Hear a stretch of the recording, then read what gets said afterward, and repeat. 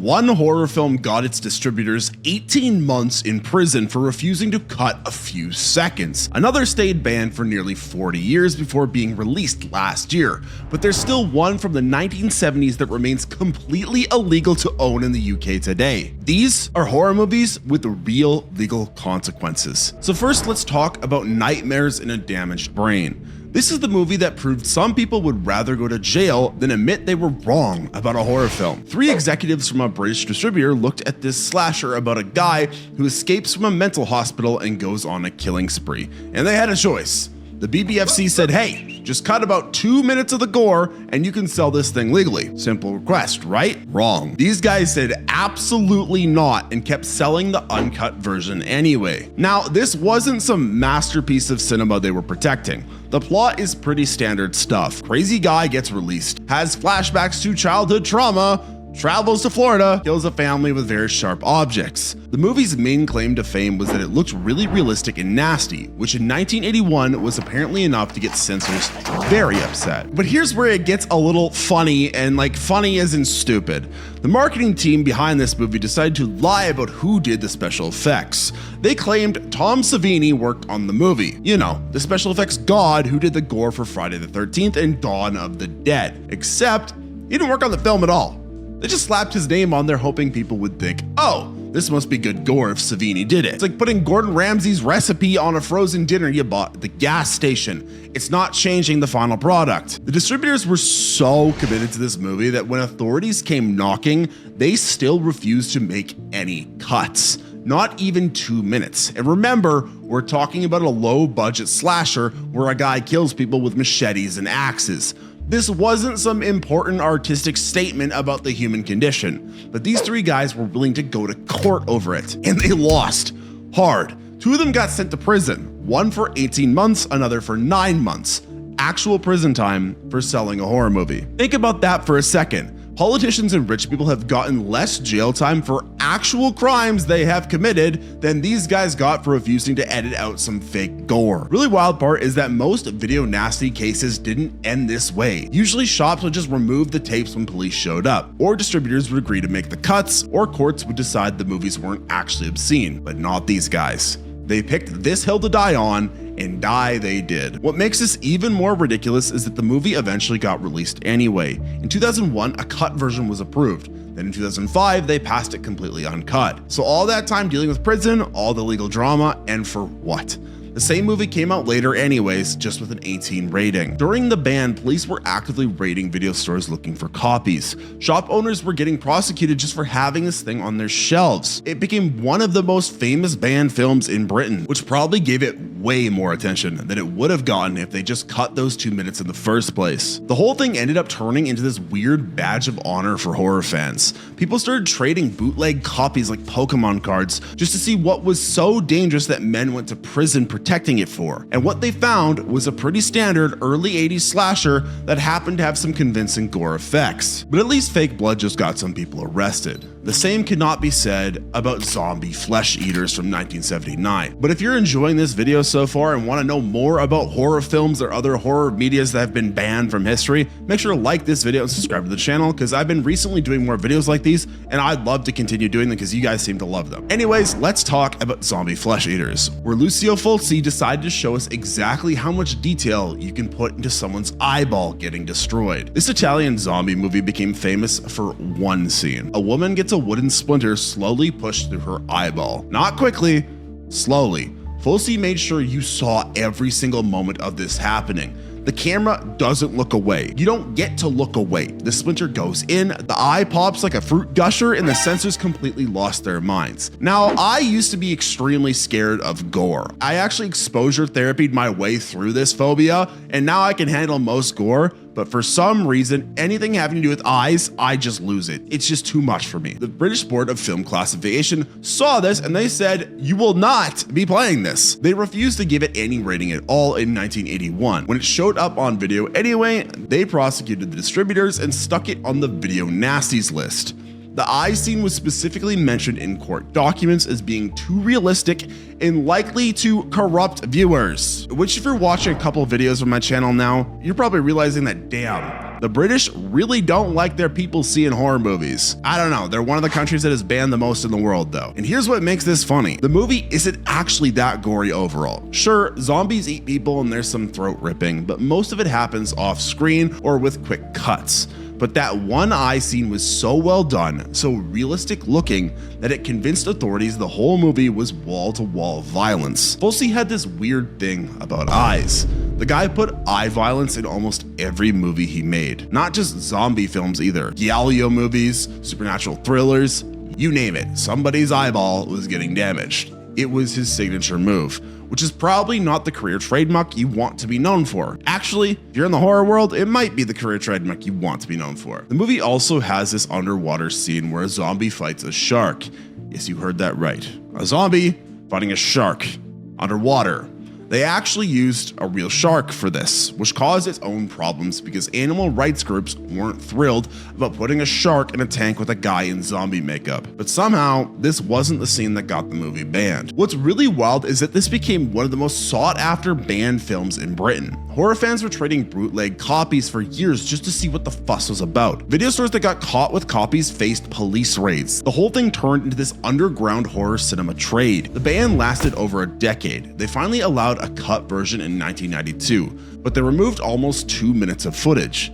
Most of it was the eye scene, obviously, but they also cut some of the zombie feeding shots. It wasn't until 2005 they finally passed it completely uncut. During the banned years, the movie's reputation grew way beyond what it probably deserved. Now, this is a good movie. I've only seen the first one, but it's still a pretty good movie. But people talked about it in whispers. Have you seen Zombie Flesh Eaters? Became this secret handshake among horror fans. And when they finally did see it, half of them probably thought, that's it.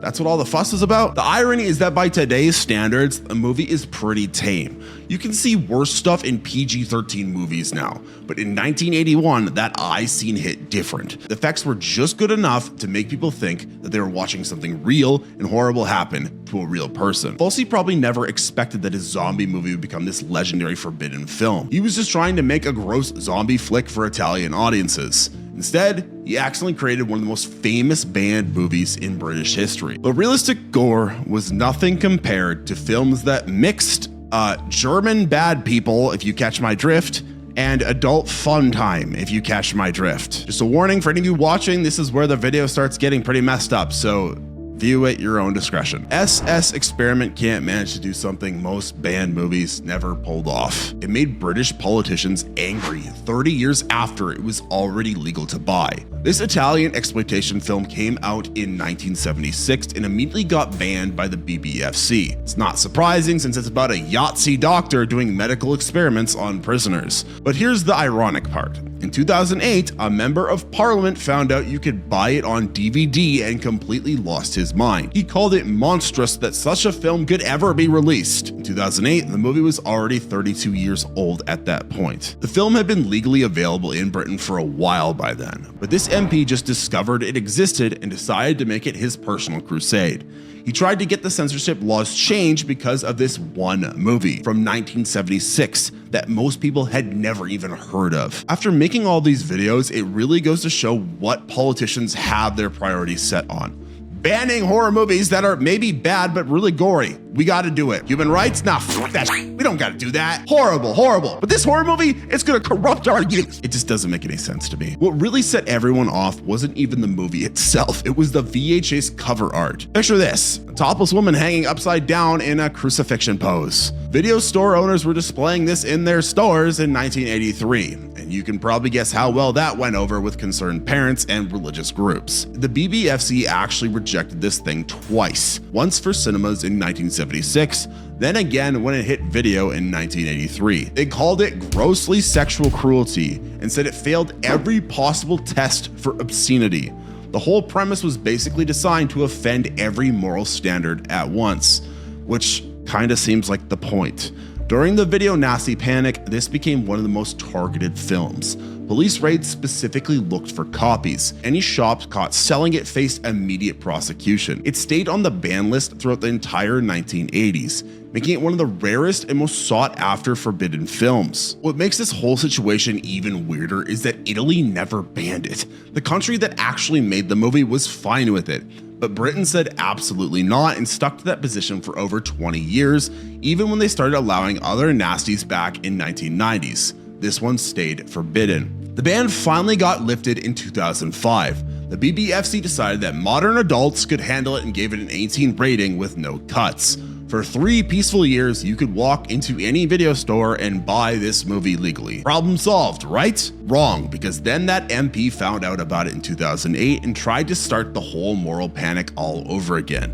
He gave speeches in Parliament about how dangerous this movie was. Keep in mind, hardly anyone was actually watching it. It's not like it was playing in multiplexes or streaming on Netflix. You had to actively seek this thing out. The really absurd part is that by 2008, you could basically see much worse stuff just by turning on HBO or browsing the internet. But somehow this specific movie from 1976 was still triggering government officials. It had become this legendary boogeyman that was more famous for being banned than for anything actually in it. You'd think governments would learn by now, but it seems to me that the best way to make people not see really exploitative films is just don't talk about them. It's like if you're parenting a teenager. If you tell them not to do something, they're gonna wanna go do it. But if you just let them do stuff, they likely won't do that many bad things. If I'm really taking like a steelman stance on the government side, by banning all of these movies, you're just making them more famous. So if you don't make them famous, less people will make them because they'll get less views, and then the director won't be able to make more money off of it. I don't think censorship should be a thing like that, but like, I don't think you should put shock content into movies for the sake of shock content. You need to make a good movie at the end of the day. But it's really interesting just seeing how governments approach this whole topic. It's wild to me. But Yahtzee themes were tame compared to one Greek film's everything is forbidden approach. Because Island of Death took every single thing that could possibly offend someone and crammed it into one Greek exploitation film, creating what the New York Times called one of the sleaziest movies ever made. This movie has a scene where a man makes love with a goat. That's not a joke or an exaggeration. It happens on screen. Yeah. British censors saw this and basically had a collective mental breakdown. They didn't just ban the film, they used it as their go-to example of what obscene material looks like for years. When people asked what was so bad about video nasties, censors would point to this goat scene. The filmmakers managed to include incest, bestiality, murder, torture, and pretty much every other taboo you can think of. Like you're collecting all of the damn infinity stones of a parent's worst nightmare. It's set on the beautiful Greek island of Mykonos, which probably wasn't thrilled about being associated with this particular tourism advertisement. Main characters are a couple who go around killing people they decide are deviants, which is rich considering they probably have threesomes with a goat. When this hit the video nasty list in 1983, it stayed there. No appeals, no negotiations. No, maybe we can cut a few scenes. The BBFC said, nah, it ain't gonna happen. This is so far beyond acceptable that there was no point even discussing edits. They tried submitting a heavily cut version in 1987 and got rejected again, like I did when I tried to get back with my ex-wife Becky. Bring the kids back, please, I miss them. Which makes this whole situation funnier is that the movie isn't even well made, like most of the movies we talk about. The budget was clearly whatever change the director found in his couch cushions, and the acting makes soap operas look sophisticated. But none of that mattered to the censors because the content was so extreme that production values became irrelevant. The film stayed completely unavailable in Britain for almost 20 years. Not cut, not edited, just gone. Video store owners couldn't even order if they wanted to. Meanwhile, horror fans were trading bootleg copies and talking about it in hush-hush tones. Again, it became another one of these forbidden fruits in the underground horror film trade. Greece itself didn't really embrace the movie either. It got buried pretty quickly there too. Probably because having your tourist destination associated with the movie about a bunch of murderous freaks isn't great for business. The whole thing just disappeared into this underground cult status where its reputation grew way beyond what the actual film probably deserved. The ban held until 2002, when they finally allowed a DVD release. But even then, they cut out over 4 minutes of content. Guess what got removed? The goat scene. Obviously. plus various other moments that kept it banned for 2 decades. So you could finally buy it legally, but you weren't getting the full experience that had caused all the fuss. It took until 2010, 34 years after it was made, before you could legally watch the complete uncut version in Britain. By that point, most of the original video Nasty Panic had already been forgotten. New generations of horror fans could finally see what had traumatized censors in the 1980s. Not that you would want to, unless you like goats. Anyone who's seen this film in the comments, I'm gonna look at you a little weird. But even goats were nothing compared to regenerating killers who wouldn't die. Because Absurd featured George Eastman as a killer who just refused to die, which somehow convinced British censors that this was dangerous supernatural propaganda. This Italian horror film had a simple premise. A guy gets impaled, survives, and goes on a killing spree while regenerating from every injury. The censors looked at this and decided that showing an unkillable murderer was going to corrupt viewers. Because of course it was. Apparently every adult has the mind of a child. But keep in mind, they didn't actually think the actual murders, mind you, were that bad. They thought the fact that he wouldn't stay dead was bad. The scene that really set everyone off was a woman getting her head split open by a bandsaw. Slowly. The camera lingered on this moment in loving detail, showing the saw cutting through her skull while she screamed. British authorities cited this specific scene in court documents as evidence that the film was designed purely to shock and had no artistic merit whatsoever. What makes this funny is that the movie is clearly ridiculous. George Eastman is built like a bodybuilder and towers over everyone else in the cast. When he gets impaled at the beginning, he just pulls the spike out and walks away. It's obviously over-the-top fantasy nonsense, but the censors treated it with the same seriousness they'd give a documentary about actual crime. The film also includes someone getting killed with an oven, multiple axe murders, and a power drill to the head. The censors described all of this as unrelenting sadism and said it had no redeeming message. They weren't wrong about the message part. This movie exists to show creative ways to kill people, and that's about it. During the video Nasty Panic, Absurd became one of the most targeted films. Police raids specifically looked for copies. The title alone was enough to get shop owners in trouble. Video stores couldn't even display the box art without risking prosecution. It stayed on the ban list throughout the entire 1980s. What's really weird is that this was marketed as a sequel to Anthropophagus. I don't know how to say that properly, but that's what you're getting. Which is another banned Nasty. So the distributors were basically saying, hey, remember that movie that got banned? Here's more of that. Not exactly the smartest marketing strategy during a moral panic about violent films. The ban lasted 18 years. In 1999, the year I was born, they finally allowed a version to be released, but under a different title and with cuts. The bandsaw scene got trimmed, obviously, along with some of the other gore highlights. So you could finally see George Eastman's regenerating killer, just not in all his head-splitting glory. It took until 2017, over 35 years after it was banned, before you could legally watch the complete uncut version in Britain. By that point, the special effects looked pretty dated, and the whole thing seemed less threatening than it had in 1981. Turns out that fake blood and rubber heads don't age well. The whole film's journey from forbidden contraband to legal DVD release took almost 2 decades and showed how moral panics can make even the most ridiculous movies seem dangerous. But even supernatural killers were still fiction. One film used language that censors couldn't ignore. Fight for Your Life is the one film that proved words can be more permanently banned than any amount of fake blood or rubber guts. This American exploitation film is still completely illegal to sell in the UK today. Not cut, not edited, not available with warnings, just banned. While every other video nasty eventually got some kind of release, this one stayed forbidden. The BBFC has never even reconsidered it. The movie follows escaped convicts who take a black minister's family hostage. What got it banned wasn't the violence, though there's plenty of that. It was the dialogue. The lead villain spends the entire movie using racial slurs and humiliating the family with the most offensive language imaginable. British censors called it gratuitous racial hatred and decided no amount of editing could fix it, because they're probably right. Some of these words should never be said. Here's what makes this situation really interesting. By 1977, you could see much more graphic violence in mainstream movies. You could watch people get blown up, stabbed, shot, whatever. But that wasn't the reason this movie got banned. No, it was banned because it was racist. Hot take everyone, racism is bad, but there's tons of movies out there that have racist words and still aren't banned. What made this one so special? Well, it was that racist. And that is not any line any government or anybody really should be crossing. The film tried to get a UK cinema release in 1981 and got rejected before it even reached theaters. When it hit video in 1982, it lasted about 2 years before getting banned during the video nasty panic. And unlike other nasties that eventually found their way back to shelves, this one never did.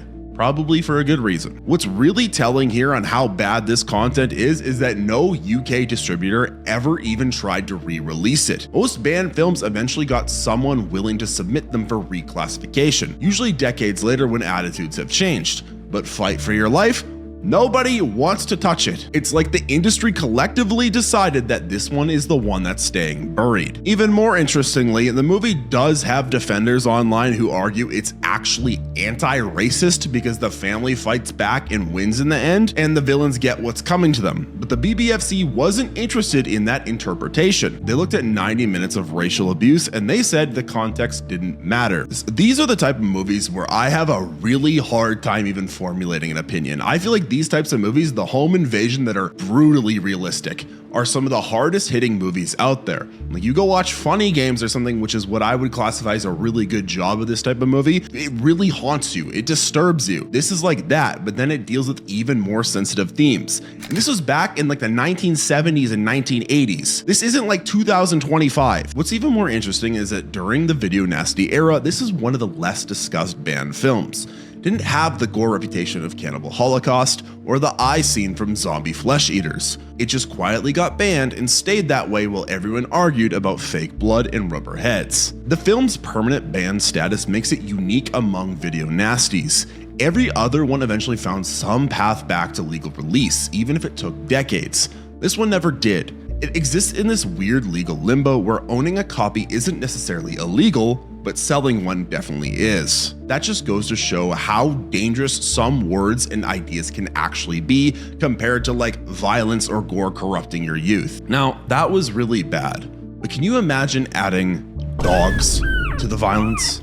Because MADHOUSE created a classification nightmare by fixing slasher violence with a Rottweiler that actually attacks people, leaving censors confused about whether they were rating a horror movie or a nature documentary gone wrong. This Italian-American film about psychotic twin sisters should have been straightforward to ban. Woman escapes asylum, kills people with sharp objects, standard slasher stuff. But then the filmmakers added a trained attack dog to the mix. Suddenly, the BBFC had no idea how to handle it. The problem wasn't that the dog was fake or animatronic. It was a real Rottweiler doing real dog things, just in a horror movie context. When it mauled someone's face on screen, censors had to figure out if this counted as animal cruelty, special effects, or just really committed method acting from a very large dog. The power drill murder scene was obviously fake and got the predictable reaction from authorities. They cited it as another example of gratuitous gore designed to shock viewers. But the dog attacks created this weird legal gray area where they weren't sure if they were censoring violence or just looking at very aggressive footage of dogs. What really threw them off was a scene involving a child getting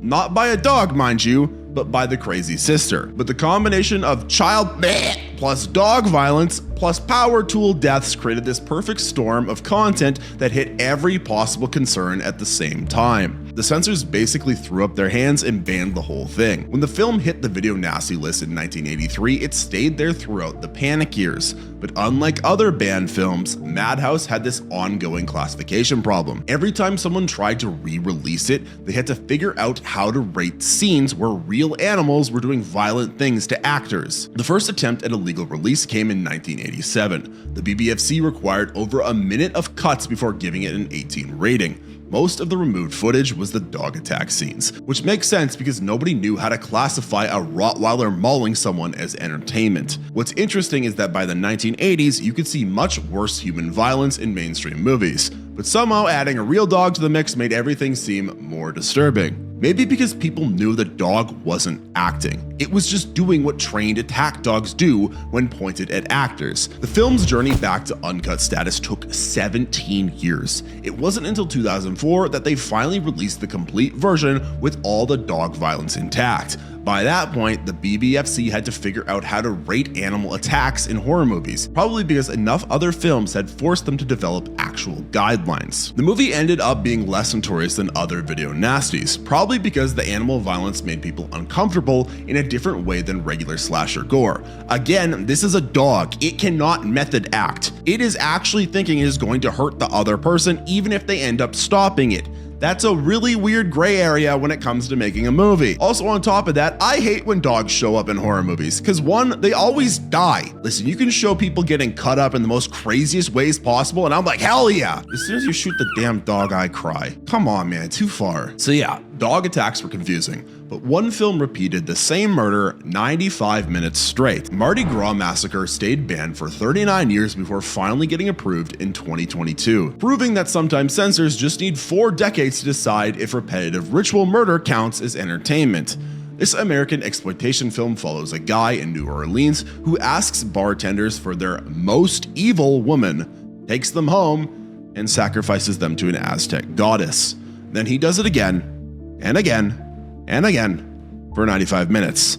It's essentially the same murder scene repeated with different actresses, which created this weird situation where censors had to figure out if showing the same killing multiple times made it disturbingly worse or just plain boring. The heart removal scenes were what really set everyone off. The killer ties each woman to a table, chants some made-up Aztec nonsense, and cuts their hearts out while they scream. The effects were cheap, but effective enough to convince British authorities that this was pure exploitation with no artistic merit whatsoever. What makes this whole situation interesting is the movie is clearly a ripoff of Blood Feast from 1963. Same basic plot, same ritual murders, same low-budget gore effects. The filmmakers weren't even trying to hide it. They just moved the action from Miami to New Orleans and swapped Egyptian goddesses for Aztec ones. Real creative leap there, guys. But somehow this lazy remake became one of the most persistently banned films in British history. While other video nasties got re-releases in the 1990s and 2000s, Mardi Gras Massacre stayed forbidden. No distributor even bothered trying to submit it for reclassification. It just sat in legal limbo for decades. The film's repetitive structure probably didn't help its case. Most slashers have variety in their kills, different weapons, different locations, different methods. This one just keeps showing the same ritual sacrifice over and over. Killer finds a woman, takes her home, chants his little chanty chant, removes her heart, repeat. It's less a movie and more a really gory highlight reel of the exact same scene, which if you met someone and they said this is their favorite movie, they should probably be on a list. Because as horror movie fans, we want interesting, we want new, we want exciting. We don't want to see the same thing over and over again. That's when horror movies get stale. Police raids during the video nasty panic specifically targeted this title. Shop owners couldn't even display the cover art without risking prosecution. The film became one of the rarest and most sought after banned titles,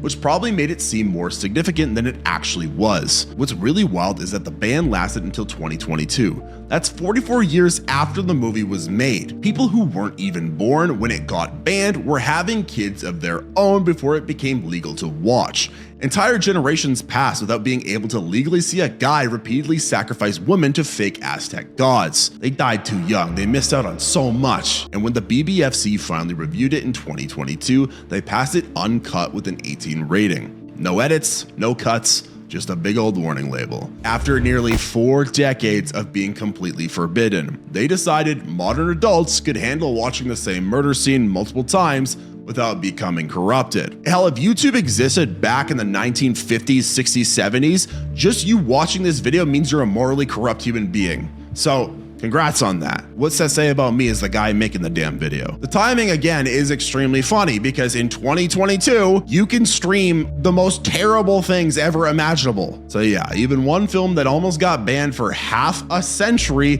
got approved. But there's one film out there that still can't be fixed. Gestapo's last adult fun time party, if you catch my drift, is the film that proves some movies are so extreme that censors decided they can never be fixed, no matter how many cuts you make.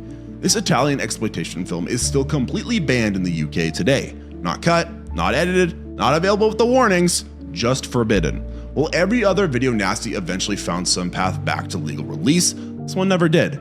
The BBFC has never even considered letting it be sold with edits. They took one look at the content and decided that no amount of censoring could make it acceptable. Just as a warning for anyone watching, this film is messed up, as is the next one I will be talking about, so you have been warned. The film combines Yahtzee concentration camp imagery with very bad types of violence you can commit to someone, if you catch my drift, in ways that British authorities found completely obscene. When it hit the video nasty list in 1984, they didn't just prosecute it. They made it clear that unlike other banned films, this one would never be reconsidered. No appeals, no negotiations. No, maybe we can work something out. It was not getting released. What makes this situation even more telling is that Italy, the country that actually made the movie, barely wanted anything to do with it either. It got a limited release there in the 1970s and then basically disappeared. When your own home country treats your film like a shameful secret, that's probably a sign you've crossed some lines. The absolute nature of this ban is what sets it apart from every other video nasty. Other films eventually got cut releases, then uncut releases years later. Some took decades, but they found their way back somehow. This one, the government said, this will never, ever be shown. And during the video nasty panic, any shop caught with a copy faced immediate legal trouble. The distributor who released it in 1983 quickly withdrew it and never tried again. It's become one of the rarest and most legendary of the banned films, talked about in whispers among horror collectors who had never actually seen it. What's really crazy is that as of 2025, as I make this video, this ban is still active. We're talking about a 48-year-old movie that remains completely illegal to distribute in the UK. People who weren't even born when this was made are now boomers destroying our economy, and this film is still forbidden. That's a longer ban than like some countries have existed. This film now exists in this weird legal gray area where owning a copy probably won't get you arrested, but trying to sell one definitely will. It's probably available through import or bootleg channels, but any legitimate UK business that would try to stock it would face big legal problem. Even in BBFC's statements from recent years, this film gets specifically mentioned as an example of content that remains refused classification. They're not keeping it quiet or hoping people forget about it. They're actively maintaining that this particular movie should stay banned forever. It's like the ultimate example of a film that censors decided was just too far. It's not too violent, it's not too sexual, it's just too everything, combined in ways that created something they felt could never be made acceptable for any audience. I need to tell you something though. I lied to you, because there is another movie that is still completely illegal in the UK today. And it reveals what censors actually fear most. Not violence, but the idea that people might actually enjoy watching it. This is the movie I mentioned at the start of the video. While everything else we've talked about eventually found some path back to a legal release, except for the other one we just talked about, this Italian exploitation film about a half-man, half-beast creature in a Yahtzee camp has never been approved by the BBFC. Not cut, not edited, not even considered. It is the final boss of banned movies. This is The Beast in Heat. The premise alone was enough to send censors into panic mode, for good reason. A female doctor who likes to play Yahtzee creates a mutant creature and uses it to do very, very bad things to female prisoners, while other people who like to play Yahtzee watch for entertainment. The BBFC took one look at this concept and decided that no amount of editing could ever make it acceptable for any audience. And honestly, probably for good reason, because there's no way in hell you can tell me that this concept has any type of artistic merit. I am all for crazy movies that push boundaries, but they have to be good. They have to be good. If you're gonna do the crazy thing, you gotta have a good story attached to it. You can't just do the crazy thing and just make it all shock value. That's not a good movie. That's just messed up. What makes this ban different from all the others is that it's not really about the gore or the budget or even the Yahtzee board game imagery. Those elements appear in other films that eventually got released. This one stays banned because it combines very bad forms of violence with the suggestion that watching such things could be entertainment. That's the line censors will never let anyone cross. If you think about any films that tackle this topic effectively, they make you feel utterly gross watching it. They make you want to puke. One example I think of is like Eden Lake. That movie is just painful to watch, but it does a good job of what it's trying to do. But if your movie has all that in it, and it's like, hey audience, you should be enjoying that, That's too far. And why am I saying that about this movie? Well, the film's production values are terrible, which makes it even worse in the eyes of authorities. And honestly, most people, because at least if it's high budget, they can show horrible things and get away with it because they're art or commentary. During the video nasty panic, this was one of the rarest titles on the banned list. It had such a limited VHS run that most people never even saw a copy. It became this legendary forbidden film that existed more as a concept than something people actually watched. The ban was so absolute that even hardcore collectors had trouble finding it. What's really telling is that the BBFC has never even revisited this decision. Other video nasties got reconsidered as attitudes changed over the decades. This one, they've actively maintained that it should stay banned forever. In recent statements, they specifically mention it as an example of content that remains refused for classification. And honestly, with all of the new stuff happening in like the political landscape, it should stay banned. Nobody needs to see this.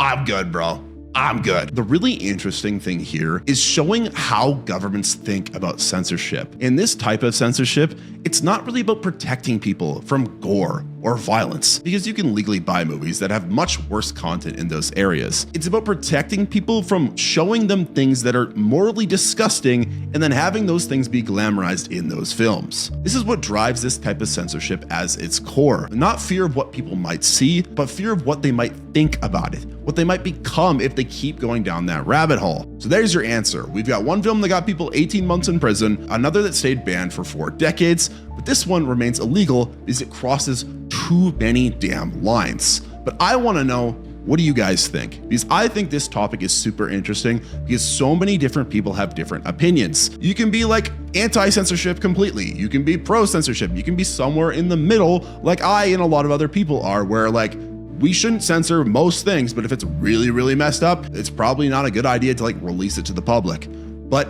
I'd love to know what you guys think. What do you guys think about these movies? Let me know other movies you'd like me to cover in the future. Make sure to like this video and subscribe to the channel for more videos like this, because the amount of support we've been getting on this series is insane. And that just tells me you guys want more content just like this. So let me know what other types of topics you'd like me to explore as well.